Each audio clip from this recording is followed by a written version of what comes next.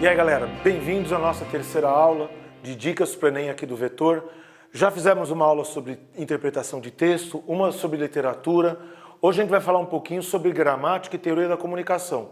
Só que o Enem tem um jeito bem particular de cobrar a teoria de comunicação e gramática em sua prova. Vamos dentro desse nosso tempo, abordar o máximo que a gente conseguir, tá? Focar um pouquinho as variantes linguísticas, que é a forma como o conteúdo gramatical, o conteúdo de gramática tradicional, vem caindo no Enem. O que são as variantes linguísticas? De maneira simplificada, são as diferentes formas de falar e escrever um dado idioma. Ou seja, não é só uma coisa referente à língua portuguesa no Brasil. A língua falada, por exemplo, nos Estados Unidos, no meio oeste, é diferente do que é falado na costa leste. Só para dar um exemplo, para você achar que isso não é... aqui só entra, por exemplo, o gaúcho, o paulista, entre o carioca, o pernambucano. Ou seja, isso é um fenômeno mundial, tá? As variantes linguísticas, elas se dão em 4 níveis, como a gente fala tecnicamente. Tem uns nomes aí meio técnico, variante diacrônica, diastrática e tal, mas o que o aluno precisa saber, uma vez que não é a nomenclatura que interessa, é isso aqui, ó. Você tem que saber que a língua muda de época para época. Sabe como que você consegue ver isso facilmente, sem grandes estudos? Se você conversar com uma pessoa de mais idade.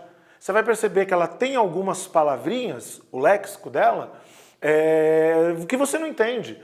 Uma das coisas que a gente mais vê de variante histórica é gíria. Quando eu era pivetinho lá, faz muito tempo, o pessoal quando estava bem falava que estava chapchura. A língua vai mudando. Chapchura hoje para o jovem não é nada, né? Você tem a variante geográfica, o que é isso? Que a língua muda de lugar para lugar, tá? Aqui, por exemplo, para a gente falar de São Paulo, você tem variantes linguísticas de bairros para bairros. A gente tem bairros em São Paulo onde tem uma influência italiana muito grande, que eles falam um R, né? Esse R típico do italiano. Você vai um pouco mais para o interior, tem um R que chama R retroflexo, né? A porta, a porteira, tá? Não é coisa muito longe, não. Não estou falando de variante aqui do Brasil e de Portugal, não, tá? Você tem a variante de situação. O que é a variante de situação? Você, no seu cotidiano, você se submete a várias situações diferentes. Você, por exemplo, numa aula, você vai ter uma linguagem. Se você vai fazer uma entrevista de emprego, você procura ter outra linguagem. Se você vai jogar bola, se você vai no bar, né? Ó, tá vendo? Aqui, falando dessa aula, eu tô falando, você vai no bar. É uma situação de informalidade. Fosse um texto escrito, eu falaria vai, né? Escreveria, melhor dizendo, vai ao bar, a regência culta do verbo ir. Tá vendo? Ó, pra você ver um exemplo real de variante de situação. E você tem a variante social, se desveste de preconceito, tá? A variante social ela é a mais prestigiada socialmente. E isso a gente adquire na escola, tá? Vamos dar uma olhadinha rápida aqui, só para você ver os exemplos concretos. Peguei um texto aqui da carta original do Pero Vaz de Caminha, da época da descoberta do Brasil, tá? Dá uma olhadinha aí para você ver, você compreende o texto inteiro, tá bom? Só que você vê algumas diferenças de grafia, tanto na fala quanto na escrita. A escrita é sempre mais conservadora do que a fala. As mudanças na escrita demoram muito mais para serem incorporadas do que na fala, né? A fala é dinâmica. A fala tem uma finalidade, a escrita é outra. Você já pensou que a escrita é a exteriorização da sua inteligência? É como uma outra pessoa vai entender aquilo que você pensa? Fala não. Fala é para falar rapidinho, não pode ter ruído de comunicação, né? Então dá uma olhada aí, ó. Isso aqui é para você ver que mesmo um texto aí de mais de 500 anos, a gente consegue entender direitinho e como eram escritas as palavras. Tá vendo? O Y que voltou agora, né, na última reforma, já teve na língua portuguesa. De Portugal, né, nunca saiu, mas aqui na nossa voltou agora na reforma, tá? Ó, dá uma olhadinha aqui então. Dá uma outra olhada numa propaganda. Opa, deixa eu voltar aqui, ó. Uma propaganda, ó. Olha que coisa diferente. Além da linguagem, você vê a valorização de algumas coisas que hoje em dia não se valorizam, né? Tá vendo aqui, ó? É uma propaganda de pasta de dente e o apelo é a pessoa fumar. Tá vendo, ó? Como era a grafia das palavras? Você sabe que o Brasil sempre teve influência muito grande de outras nações. O francês influenciou o Brasil muito, né? A língua francesa, melhor dizendo, influenciou a língua portuguesa muito. A língua inglesa, como a gente conhece hoje, só tem penetração ali no século XX, final do XIX, começo do XX.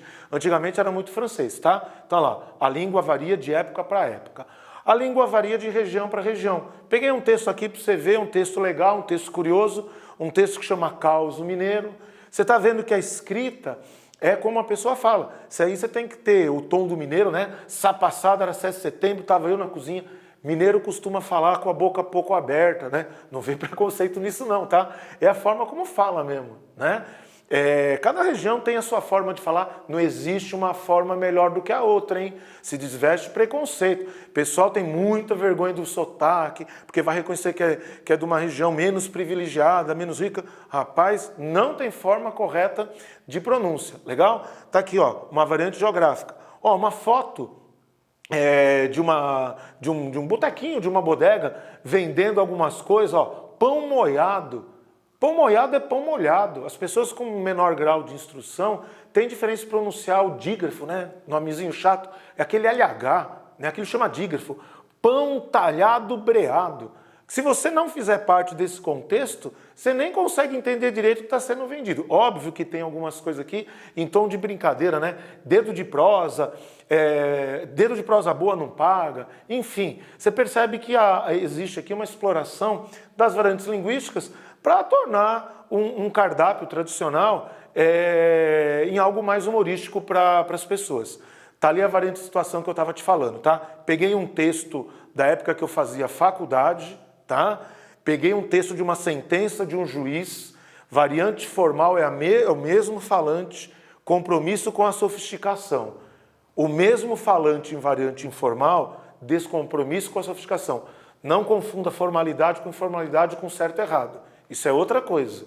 Os dois textos estão adequados à norma culta. Ó, isso aqui é um texto, como eu estou te falando, um texto da época que eu fazia faculdade ainda, que é uma sentença judicial. O juiz escreveu lá, ó, ele precisava escoimar a situação para que o cinesíforo não procrastinasse o conúbio.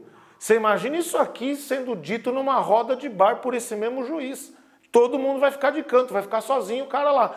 Vou traduzir para o mesmo idioma. Ó, você tinha reparado que você traduz no mesmo idioma?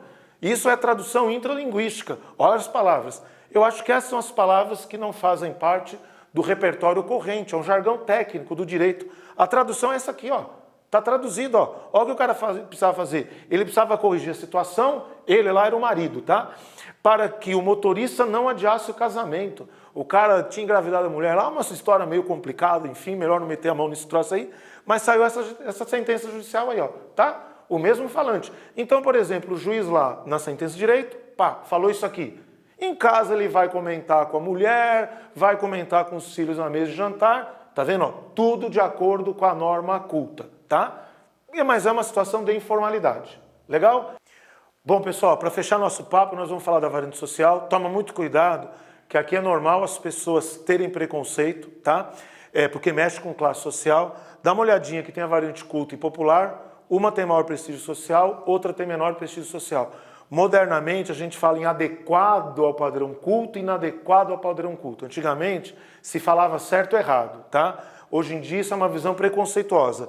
Dá uma olhadinha aí que você vai ver legal o que eu estou falando. Tá vendo? É um texto totalmente adequado à variante culto, verbo ver, lá no futuro do subjuntivo vir. E aqui você vê umas discordâncias, você vê uns nós por aí. Legal? Pessoal, nosso tempo está esgotado, o pessoal lá está querendo me comer vivo lá em cima. No site você consegue encontrar todo o e-book completo. Vai lá, baixa o arquivo, que você vai se divertir com os exemplos que tem aqui. Beleza? Temos mais uma aula ainda, eu vou voltar a falar de interpretação de texto. Legal? Te aguardo.